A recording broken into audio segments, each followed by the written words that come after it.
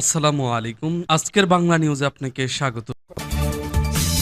জানিয়ে দিব এই মুহূর্তে পাওয়া আমাদের হাতে থাকা সর্বশেষ গুরুত্বপূর্ণ আপডেট বাংলা সংবাদ। বর্তমান প্রশাসন নিয়ে সুষ্ঠু নির্বাচন করা যাবে বলছে মন্ত্রী পরিষদ সচিব। এরপর জানিয়ে দিব দেশ বিরোধী ফ্যাসিস্ট চক্র নতুন করে হত্যাকাণ্ডে মেতে উঠেছে বলছে হেফাজত ইসলাম। আরো জানিয়ে দিব চাঁদাবাজদের ঘুম অলরেডি হারাম হয়ে গেছে বলছে হাসনাত আব্দুল্লাহ। এবং জানিয়ে দিব যোগসূতে অর্থাৎ জগন্নাথ বিশ্ববিদ্যালয়তে জয়ের পর মধ্যরাতে মসজিদে শিবিরের শুকরানা নামাজ।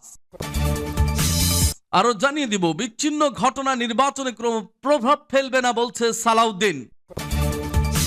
এবং জানিয়ে দিব নির্বাচন কমিশনে আইন শৃঙ্খলা সমন্বয় সেল স্থাপন। সর্বশেষ জানিয়ে দিব যাকে যোগ্য মনে করবেন তাকেই ভোট দেবেন বলছে এস.এম. জিলানী। দর্শক শুনছিলেন এতক্ষণ সংবাদের প্রধান শিরোনাম। এবার জানিয়ে দিব বিস্তারিত। তবে তার আগে অনুরোধ থাকবে ভিডিওটিতে একটি লাইক এবং কমেন্টস করে জানিয়ে দিন আজকের এই ভিডিও সম্পর্কে আপনার মূল্যবান মতামত। আর অবশ্যই এই ভিডিওটি আপনার ফেসবুক সোশ্যাল মিডিয়ায় শেয়ার দিয়ে ছড়িয়ে দিন। আর জানিয়ে দিন আপনি কোন জেলা থেকে বা কোথা থেকে আমাদের সংবাদটি শুনছেন এবং দেখছেন। অনুরোধ থাকবে আপনি যদি আমাদের এই চ্যানেলটিতে নতুন হয়ে থাকেন তাহলে অবশ্যই চ্যানেলটি সাবস্ক্রাইব করে পরবর্তী আপডেট সংবাদ পেতে চোখ রাখুন গ্লোবাল বাংলা নিউজে। বর্তমান প্রশাসন নিয়ে সুষ্ঠু নির্বাচন করা যাবে বলছে মন্ত্রী পরিষদ সচিব। বর্তমান প্রশাসন নিয়ে সুষ্ঠু ও নিরপেক্ষ নির্বাচন করার আশাবাদ ব্যক্ত করেছেন মন্ত্রী পরিষদ সচিব শেখ আব্দুর রশিদ। তিনি জানিয়েছেন কোথাও বিচ্যুতি পেলেই ব্যবস্থা নেওয়া হবে। বৃহস্পতিবার সচিবালয়ে সাংবাদিকদের সঙ্গে আলাপকালে এ সংক্রান্ত প্রশ্নের জবাবে সচিব এ কথা বলেন। মন্ত্রী পরিষদ সচিবের কাছে সাংবাদিকরা জানতে চান যে তফসিলের আগে নিয়োগ দেওয়া জেলা প্রশাসকদের অভিজ্ঞতা নিয়ে প্রশ্ন আছে। এই প্রশাসন নিয়ে সুষ্ঠু ও নিরপেক্ষ নির্বাচন উপহার দেওয়ার ক্ষেত্রে আপনি কি আশাবাদী? জবাবে মন্ত্রী পরিষদ সচিব বলেন, আমি তো এখনো আশাবাদী, করা যাবে ইনশাআল্লাহ। শেখ আব্দুর রশিদের ভাষ্য, অভিজ্ঞতা তো সবাই নিয়ে আসে না, অভিজ্ঞতা তো তৈরি হয়, অবস্থায় পড়লে অভিজ্ঞতা তৈরি হয়। তারা সঠিক পথে চলতে পারবেন, এটি যদি আমরা নিশ্চিত করতে পারি, তাদের মনোভাব যদি সঠিক থাকে তাহলে তারা সফল হবেন, 100% সফল হবেন ইনশাআল্লাহ। সচিব বলেন, আমরা যদি কোনো বিচ্যুতি দেখতে পাই তাহলে আমরা সেভাবে ব্যবস্থা নেব। ঢালাও ভাবে তো কিছু না, আমরা সাধারণভাবে মনে করছি তারা অর্থাৎ মাঠ প্রশাসন প্রস্তুত আছেন, যোগ্য আছেন। যদি সুনির্দিষ্টভাবে কোনো অভিযোগ পাওয়া যায় আমরা অবশ্যই তাৎক্ষণিকভাবে বিবেচনা করব। দেশবিরোধী ফ্যাসিস্ট চক্র নতুন করে হত্যাকাণ্ডে মেতে উঠেছে বলছে হেফাজত ইসলাম। নির্বাচনকে সামনে রেখে দেশকে অস্থিতিশীল করার লক্ষ্যে ঢাকা মহানগর উত্তর স্বেচ্ছাসেবক দলের সাবেক সাধারণ সম্পাদক আজিজুর রহমান মুসাব্বিরকে গুলি করে হত্যা করা হয়েছে বলে মন্তব্য করেছেন হেফাজতে ইসলাম বাংলাদেশের মহাসচিব আল্লামা সাজিদুর রহমান। বৃহস্পতিবার দলটির যুগ্ম মহাসচিব মাওলানা আজিজুল হক ইসলামাবাদের পাঠানো এক বিবৃতিতে এ মন্তব্য করেন তিনি গভীর উদ্বেগ প্রকাশ করে বলেন, পতিত দেশ বিরোধী ফ্যাসিস্ট চক্র সুষ্ঠু পরিবেশ নষ্ট করে নির্বাচন বাধাগ্রস্ত করার জন্য আবারও সুপরিকল্পিতভাবে সংখ্যালঘু নির্যাতন কার্ড খেলার পায়তারা করছে। কয়েকদিনে একাধিক হিন্দু সম্প্রদায়ের লোকের উপর হত্যা ও নির্যাতন হয়েছে। জুলাই যোদ্ধা হাদি ও মুসাব্বিরকে হত্যা করে মানুষের রক্ত নিয়ে হোলি খেলায় মেতে উঠেছে। তিনি বলেন, আমরা মনে করি এসব হামলার উদ্দেশ্য বিদেশে বাংলাদেশের ভাবমর্যাদা নষ্ট করা এবং অন্তর্বর্তীকালীন সরকারকে বেকায়দায় ফেলা। কারা এসব ঘটনার ইন্ধন দিচ্ছে, কারা লাভবান হচ্ছে, তাদের বিরুদ্ধে সরকারের কঠোর হওয়া দরকার। নারী নির্যাতন ও সংখ্যালঘুদের ওপর হামলাকারী সন্ত্রাসীদের রাজনৈতিক, সামাজিক ও কৌশলগতভাবে প্রতিহত করা প্রয়োজন। হেফাজতের মহাসচিব বলেন, জুলাই বিপ্লবের অগ্রসৈনিক শরীফ ওসমান হাদির হত্যাকারীকে এখনো ধরা যায়নি। দিনে দুপুরে গুলি করে হত্যাকারী কিভাবে পালিয়ে যায়, তারা জুলাই বিপ্লবীদের স্তব্ধ করে দেওয়ার ষড়যন্ত্র করছে। জুলাই বিপ্লবে হাজার মানুষের আত্মত্যাগ ও তিতিক্ষার বিনিময়ে বৈষম্যহীন সমাজ ব্যবস্থা গঠন ও নতুন রাষ্ট্র কাঠামো তৈরির পথে ফ্যাসিস্ট ও আধিপত্যবাদী শক্তি বাধা তৈরি করতে চায়। তিনি আরো বলেন, নির্বাচনের তারিখ যতই ঘনিয়ে আসছে দেশের অভ্যন্তরীণ একটি দুষ্ট চক্র বসে আছে, যারা জনগণের মাঝে ভীতিকর পরিস্থিতি তৈরি করে সুষ্ঠু নির্বাচনী পরিবেশ চরমভাবে বাধাগ্রস্ত করতে চায়। তাই তারা এসব ভীতিকর পরিস্থিতি তৈরি করে সহিংসতার পথে হাঁটছে। প্রশাসন ও আইন শৃঙ্খলা বাহিনীকে উদ্দেশ্য করে হেফাজত মহাসচিব বলেন, আপনারা এই খুনি চক্রের বিরুদ্ধে নজরদারি বাড়ান, দ্রুত এসব ঘটনার সুষ্ঠু তদন্ত বিচারের ব্যবস্থা করুন। চাঁদাবাজদের ঘুম অলরেডি হারাম হয়ে গেছে বলছে হাসনাত আব্দুল্লাহ। এনসিপির দক্ষিণাঞ্চলের মুখ্য সংগঠক এবং কুমিল্লা ও দেবিদ্বার আসনে জামায়াত নেতৃত্বাধীন জোটের প্রার্থী হাসনাত আব্দুল্লাহ বলেছেন, চাঁদাবাজদের গদি নড়বড়ে হয়ে তাদের ঘুম হারাম হয়ে যাচ্ছে। আমরা শহীদ ওসমান হাদির স্বপ্ন ইনসাফের বাংলাদেশ বিনির্মাণে কাজ করছি। মানুষ আমাদেরকে ইতিবাচক হিসেবে দেখছে। এতে চাঁদাবাজদের ঘুম অলরেডি হারাম হয়ে গেছে।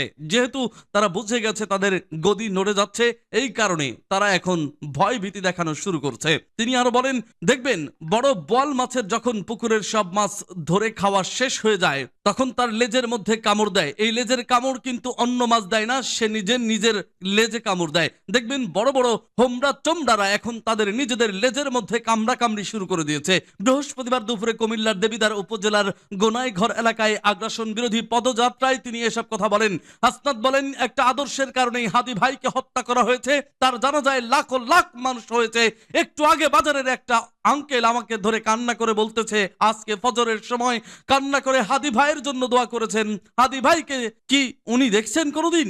না, হাদি ভাই এই গ্রামে আসছে না, হাদি ভাইয়ের সঙ্গে কোনোদিন কথা বলছে। কিন্তু হাদি ভাইয়ের প্রতি যে আন্তরিকতা, নামাজের বিছানায় যে আপনারা ওনার জন্য দোয়া করেন, আমরা যে ওনার জন্য দোয়া করি, যাদের সঙ্গে ওনার কোনোদিন দেখা হয় নাই, কথাও হয় নাই, কোনোদিন হয়তো কথাও হইতো না, কিন্তু হাদি ভাইয়ের জন্য আমরা নামাজের বিছানায় দাঁড়িয়ে অশ্রু বিসর্জন করি। এই কারণে না যে তিনি ইনকিলাব মঞ্চের, এই কারণে না যে তিনি হাসিনাকে ফালাইছে, এই কারণে না যে তিনি ফ্যাসিবাদের বিরুদ্ধে একজন সৈনিক ছিল, বরং এই কারণে যে সততা, তিনি মেকি কোনো অভিনয় করেন নাই, সততাই ছিল তার রাজনীতির একমাত্র আদর্শন। কোনো লুটপাট করেন নাই, তিনি ব্যাংকের টাকা মেরে দিয়ে সেই টাকা দিয়ে নির্বাচন করতে আসেন নাই, করতে চাই নাই। উনি নির্বাচনী ক্যাম্পেইন করতে মুড়ি বাতাসা নিয়ে যেতেন। এ সময় এনসিপির প্রতীক শাপলাকলিতে ভোট চান হাসনাত আব্দুল্লাহ। যশোরে জয়ের পর মধ্যরাতে মসজিদে শিবিরের শুকরানা নামাজ। জগন্নাথ বিশ্ববিদ্যালয় কেন্দ্রীয় ছাত্র সংসদ অর্থাৎ যশোর নির্বাচনী ইসলামী ছাত্র শিবির সমর্থিত প্রার্থীরা বড় জয় পেয়েছেন। 21টি পদের মধ্যে 16টিতে বিজয়ী হয়েছেন তারা। ভিপি, সাধারণ সম্পাদক, সহ সাধারণ সম্পাদক পদ সহ গুরুত্বপূর্ণ প্রায় সব কেন্দ্রীয় পদে শিবির সমর্থিতরা বিপুল ভোটে জয় পান। এদিকে জয়লাভের পর শিবির নেতাকর্মীরা রাতে কেন্দ্রীয় মসজিদে শুকরিয়ার নামাজ আদায় করেন। এরপর মোনাজাতে কান্নায় ভেঙে পড়েন তারা। বুধবার রাত 12টার দিকে চূড়ান্ত ফল ঘোষণা করে যশোর নির্বাচন কমিশন। ফল প্রকাশের পর শিবিরের নেতাকর্মীরা বিশ্ববিদ্যালয়ের কেন্দ্রীয় মসজিদে একত্র হন। সেখানে তারা শুকরিয়ার নামাজ আদায় করেন এবং দীর্ঘ মোনাজাতে অংশ নেন। দোয়ার সময় অনেকের চোখে জল দেখা যায়। মোনাজাতে নেতৃত্ব দেন সংগঠনটির সাবেক কেন্দ্রীয় সভাপতি জাহিদুল ইসলাম ও বর্তমান কেন্দ্রীয় সভাপতি নুরুল ইসলাম সাদ্দাম। এ সময় অন্যান্য কেন্দ্রীয় শাখা নেতাকর্মীরা উপস্থিত থেকে শুকরিয়ার নামাজ আদায় করেন। নামাজের পর অনুষ্ঠিত মোনাজাতে অনেক নেতাকর্মী আবেগে ভেঙে পড়েন এবং বিজয় ও ভবিষ্যৎ কর্মযোজনায় একত্রে দোয়া করেন। মোনাজাতে নেতাকর্মীরা বলেন, দীর্ঘ সংগ্রাম ও প্রচেষ্টার পর এই বিজয় দেশের ছাত্র সমাজে ইসলামী আদর্শের শক্ত অবস্থান প্রদর্শন করে। এ সময় তারা সামনের দিনে ক্যাম্পাসে শৃঙ্খলা, শিক্ষার্থীর কল্যাণ ও অংশগ্রহণমূলক ছাত্র নেতৃত্ব প্রতিষ্ঠায় কাজ করার অঙ্গীকার ব্যক্ত করেন। তারা বলেন, কারো প্রতি আমাদের কোনো অনুযোগ বা বিদ্বেষ নেই। আমরা নিজেদের ও সকল ভ্রাতৃপ্রতিম সংগঠনের ভুলের জন্য আল্লাহর নিকট ক্ষমা চাই। গর্ব অহংকার হোক আমাদের পায়ের ধুলো, আর উদারতা ও বিনয় হোক আমাদের ব্যবহারের অলংকার। এর আগে দেশের বিভিন্ন শীর্ষ পাবলিক বিশ্ববিদ্যালয়ের ছাত্র সংসদ নির্বাচনে ইসলামী ছাত্র শিবির সমর্থিত প্রার্থীরা উল্লেখযোগ্য সাফল্য পেয়েছে। জাহাঙ্গীরনগর বিশ্ববিদ্যালয়ে 25 পদের মধ্যে 20টিতে, ডাকসুতে 28 পদের মধ্যে 23টিতে জয় এবং চট্টগ্রাম বিশ্ববিদ্যালয়ে 26টি পদের মধ্যে 24টিতে জয় পেয়েছে শিবির সমর্থিত প্যানেল। বিচ্ছিন্ন ঘটনা নির্বাচনে কোনো প্রভাব ফেলবে না বলছে সালাউদ্দিন। সারা দেশের বিভিন্ন স্থানে ঘটে যাওয়া কিছু বিচ্ছিন্ন ঘটনা আসন্ন নির্বাচনে কোনো প্রভাব ফেলবে না বলে মন্তব্য করেছেন বিএনপির স্থায়ী কমিটির সদস্য সালাউদ্দিন আহমদ। বৃহস্পতিবার দুপুরে রাজধানীর গুলশানে বিএনপির চেয়ারপারসনের কার্যালয়ের সামনে সাংবাদিকদের সঙ্গে আলাপকালে তিনি এ মন্তব্য করেন। স্বদেশ প্রত্যাবর্তনের পর প্রথমবারের মতো ঢাকার বাইরে বড় সফরে বের হচ্ছেন বিএনপির ভারপ্রাপ্ত চেয়ারম্যান তারেক রহমান। আগামী রবিবার থেকে শুরু হতে যাওয়ার 4 দিনের এই সফরে তিনি উত্তরবঙ্গের 9টি জেলা সফর করবেন। তবে তবে তার এই সফরকে নির্বাচনী আচরণবিধি লঙ্ঘন হতে যাচ্ছে বলে অভিযোগ করেছেন বিভিন্ন দলের নেতারা। এ বিষয়ে জানতে চাইলে সালাউদ্দিন বলেন, তারেক রহমানের উত্তরাঞ্চলের সফর ঘিরে নির্বাচনী আচরণবিধি লঙ্ঘন হবে না, ফ্যাসিবাদের কিছু ষড়যন্ত্র এখনো অব্যাহত রয়েছে। উল্লেখ করে তিনি বলেন, গতকাল বুধবার স্বেচ্ছাসেবক দলের সাবেক এক নেতাকে হত্যা করেছে দুর্বৃত্তরা। এর পেছনেও তাদের ষড়যন্ত্র থাকতে পারে।